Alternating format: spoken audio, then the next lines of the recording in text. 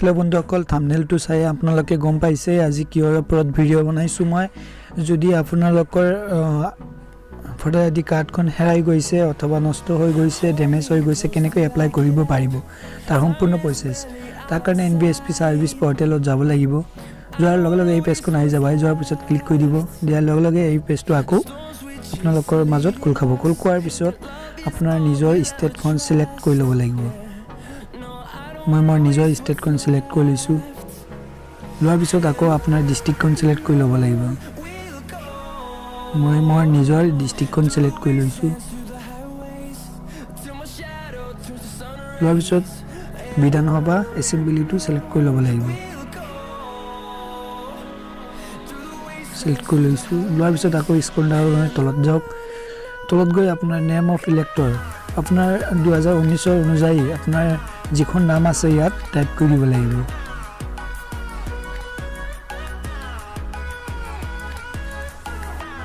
মই নামখন টাইপ কৰি দিছো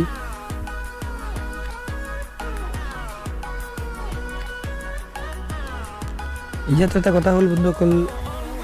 তলত দুটা ভাষাতে থাকিব লাগিব নামখন দিব লাগিব ইয়াত অলৰেডি ক্লিক কৰাৰ লগে লগে অলৰেডি আপোনাৰ অসমীয়াত নামখিনি আহি যাব সাৰ নামখিনি দিব নালাগে আকৌ ফাদাৰ্স name mothers name husband name আপোনাৰ ভোটাৰ আইডি কাৰ্ড অথবা 2019 ভোটাৰ লিষ্ট অনুযায়ী যিখন নাম আছে ইয়াত দিব লাগিব শুদ্ধ নামখিনি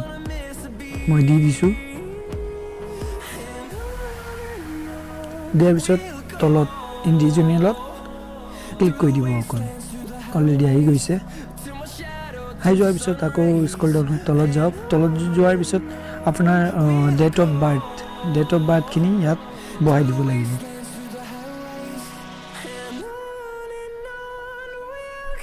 তাৰ পিছত জেন্ডাৰ অফ এপ্লিকেন্ট এটো দিয়াৰ পিছত জেন্ডাৰ অফ এপ্লিকেন্ট আপুনি যদি মেল হয় তেনেহলে মেলত ক্লিক কৰি দিব আৰু ফিমেল হলে ফিমেলত ক্লিক কৰি দিব লাগিব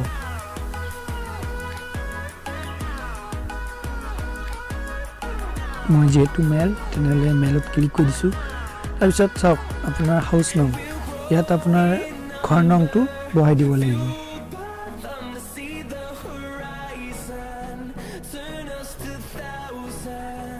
মই মোৰ ঘৰ নংটো বহাই দিছো তাৰ পিছত তলত ক্লিক কৰি দিয়ক দিয়াৰ লগে লগে অসমীয়াত আহি যাব তাৰ পিছত ষ্ট্ৰীট মহল্লা গলি ৰোড যিকোনো এটা দি দিলে হ'ব প্ৰবলেম নাই মই দিছো ৰোড বানকাম ৰোড দিয়াৰ পিছত তলত ক্লিক কৰি দিয়াৰ লগে লগে অসমীয়াত আহি যাব তাৰ পিছত আকৌ তলত যাওক এৰিয়া লোকেলিটি এইটো কি কৰিব আপোনাৰ পলিং ষ্টেচন নং যিটো আছে ইয়াত দি দিব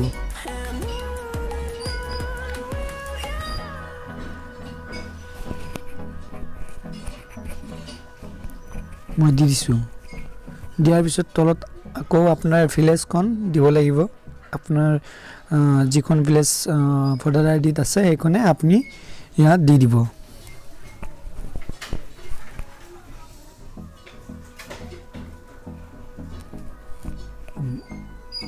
তাৰ পিছত পলিং ষ্টেচন বহাই দিব লাগিব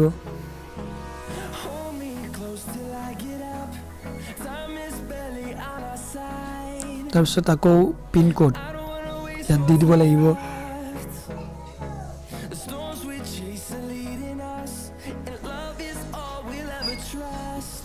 তলত যাওক ইপিআইসি ইলেক্টৰেল ফটো আইডেন্টি কাৰ্ডত আপোনাৰ যিখন নং আছে ইয়াত কি কৰিব বহাই দিব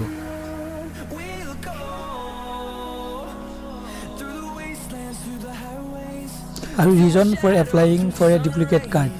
যেহেতু আপোনাৰ অৰিজিনেল কাৰ্ডখন হেৰাই গৈছে অথবা নষ্ট হৈ গৈছে আৰু কি কাৰণত আপুনি বিচাৰি আছে কাৰ্ডখন কাৰণটো ৰিজনটো ইয়াত বহাই দিব লাগিব যেহেতু মোৰ হেৰাই গৈছে ইয়াত লিখি দিছো মই মাই অৰিজিনেল কাৰ্ড ইজ লষ্ট আপুনি কাৰ পৰা ল'ব বিচাৰে আই উইল কালেক্ট ইপিআইসি ভিআৰসি পৰা নেকি পোষ্ট অফিচৰ পৰা নে আই উইল কালেক্ট ইপিআইসি বিএলৰ পৰা যদি বিএলৰ পৰা ল'ব বিচাৰে তাত ক্লিক কৰি দিব তাৰ পিছত আপোনাৰ ভিলেজখন দি দিব ইয়াত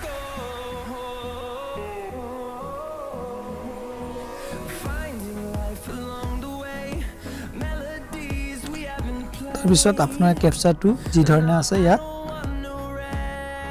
দি দিব দিয়াৰ পিছত কি কৰিব সাবমিটত ক্লিক কৰি দিব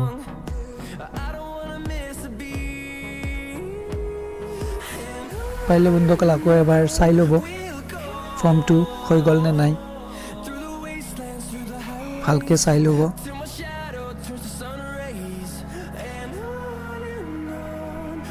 এনেকৈ চাই ল'ব